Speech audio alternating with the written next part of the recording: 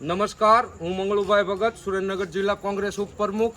અત્યારે આપણે ward number 1ની અંદર ઊભા છીએ અને અત્યારે આવતી 26મી તારીખે પેટા ઇલેક્શન હોવાના કારણે નગરપાલિકા સંચાલિત તમામ વાહનો અત્યારે વોર્ડ નંબર 1ના કામમાં લગાડી અને અમારી ભૂગર્ભ ગટર 2 વર્ષથી જે લોક હતી એને અત્યારે હવા મારવાનું ચાલુ કર્યું છે, એને ગટર કરવાનું ચાલુ કર્યું છે.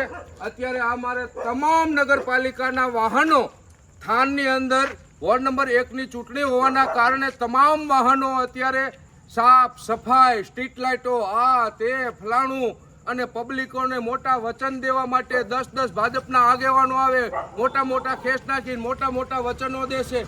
પણ તમે આ વોર્ડની અંદર 20 વર્ષથી જે વચનો આપ્યા છે એ વચનમાંથી એક પણ વચન મને પૂરું કર્યું હોય એવો આપો કે એક વચન મેં આ નગરપાલિકા વોર્ડ નંબરમાં પૂરું કર્યું છે. કારણ કે અહીંયા 20 વર્ષથી નગરપાલિકાના પ્રમુખો આ વોર્ડમાંથી જાય છે.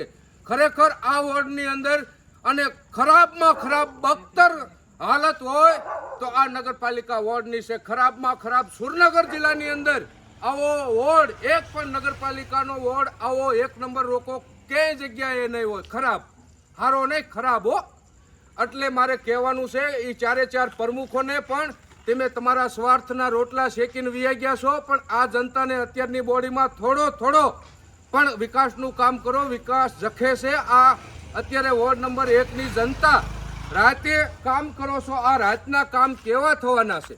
મારે કહેવાનું એ છે કે આ તમે દિવસે ધંધે લગાડો આવડા અને રાતે અત્યારે બધા કામદારો કામ કરે છે એટલે રાતના 100% સારા કામ ન થાય. એટલે આ કામ અત્યારે તમે પબ્લિક હોઈ જાય ત્યારે કરો છો.